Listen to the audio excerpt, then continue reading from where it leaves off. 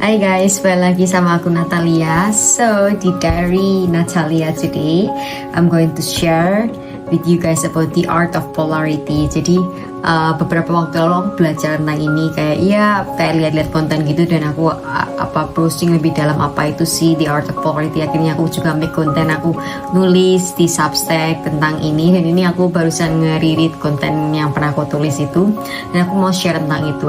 The art of polarity itu kayak apa ya guys, kayak two side of a coin kayak gitu. Kalau kalian ada koin gitu, mata uang lah, kalian pasti tahu kan ada sisi depan, ada sisi belakang. Jadi itu kayak meaningnya itu kayak di dunia ini itu selalu ada pasangannya kayak gitu. Misalnya ada gelap, ada terang, ada hitam, ada putih, ada dingin, ada panas. Kayak semuanya itu selalu berpasangan, dan pasangannya itu kayak kontras itu. Misal kayak senang, sedih.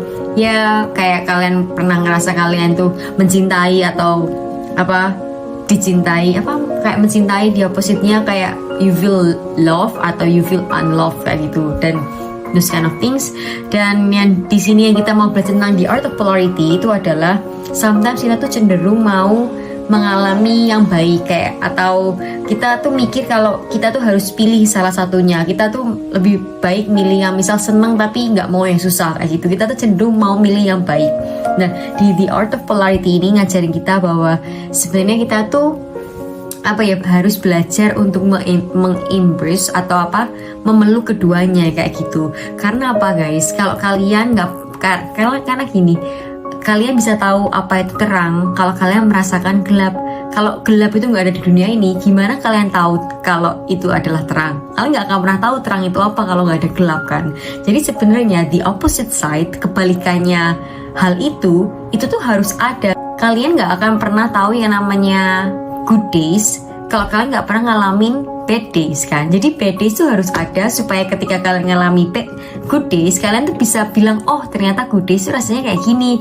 Terus kayak misal kalian nggak akan pernah tahu yang namanya sukacita yang yang joyful heart, yang benar-benar dari dalam, senang dari dalam banget, kalau kalian nggak pernah tahu apa rasanya painful. Jadi sebenarnya sakit, sedih itu perlu ada dalam hidup kita supaya kita tuh bisa tahu, oh senang tuh rasanya kayak gini, kayak gitu. Jadi yang diajarin untuk kita di The Art of Polarity itu adalah, of course kita semua tuh pengen hal-hal yang baik datang dalam hidup kita. Kita tuh pengen yang kayak senangnya. Tapi ketika kehidupan ini mengoffer atau memberikan, mengizinkan kita mengalami hal yang di opposite, yang sebaliknya, yang mungkin yang sedih, yang mungkin nggak baik, biarlah The Art of Polarity itu jadi remember buat kita bahwa it's okay, karena hal yang nggak baik itu ada di sana untuk ngajarin aku. Ketika nanti hal yang baik itu ada, aku tuh bisa mengapresiasi hal baik itu lebih lagi kayak gitu. Karena memang hal itu tuh harus ada supaya ketika hal yang baik itu datang, kalian tuh bisa tahu, oh aku mengapresiasi ini banget nih kayak gitu. Contohnya kayak gini deh. Waktu itu aku pernah yang kayak namanya naik bus gitu kan, naik bus waktu aku liburan ke Italia gitu. Nah aku udah masuk ke bus, ternyata busnya itu penuh guys. Penuhnya itu yang kayak literally tinggal aku doang yang harus berdiri kayak gitu. Jadi aku ngerasa kayak di sisi lain, ya ampun, aku udah jalan sampai ke belakang gitu, ternyata aku nggak nemu seat kan. Jadi aku literally harus berdiri, dan aku posisinya sendiri. Jadi semuanya duduk, aku sendirian berdiri gitu. Jadi aku ngerasa kayak ada malunya juga, kecuali kalau diriku nggak sendiri gitu kan, ada temennya ya. Ini nggak, aku harus berdiri sendiri dan lain. Cuman akhirnya energiku kan agak negatif ya, kayak aku kayak jadi terpengaruh gitu kan karena circumstances aku. Terus aku bilang, no Natalia, kamu remember the art of polarity. Kamu harus inget itu, bahwa kalau kamu tahu rasanya gimana kamu berdiri gini, ketika kamu nanti dapat tempat, ketika kamu dapat seat, kamu akan mengapresiasi tempat duduk itu.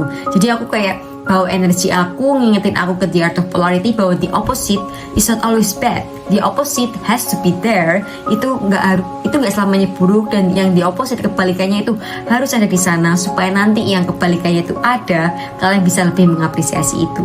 Jadi kayak gitu guys. Jadi contoh-contoh lain tuh kayak kalau kalian mau tahu rasanya gimana itu peaceful, kalian pergi deh ke tempat ramai kayak gitu. once kalian pergi ke tempat ramai itu terus kalian pergi ke tempat peaceful, kalian akan mengapresiasi tempat peaceful itu. Kalau kalian pengen tahu rasanya freedom, coba kalian ke tempat dimana banyak banget rules atau restriction yang bikin kalian tuh nggak bebas.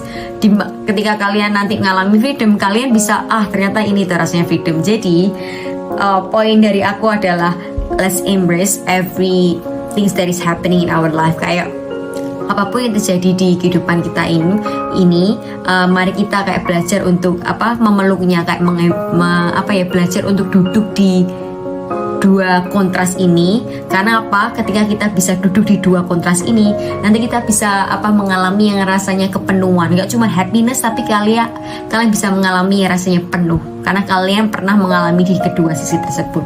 So yeah, I think the art of polarity is very important for me self. Jadi ketika aku ngalamin hal yang mungkin gak sesuai ekspektasi aku, itu ngingetin aku bahwa it's okay Natalia, itu you've been through that one, kamu melalui itu, tapi itu nggak selamanya kayak gitu. Karena nanti ketika yang kebalikannya terjadi, kamu akan lebih merasa bersyukur kayak gitu, karena kamu tahu kamu ngalami keduanya. So yeah, so I hope this can also teach you something guys. So yeah, bye bye, thank you for being part of my journey. I see you tomorrow.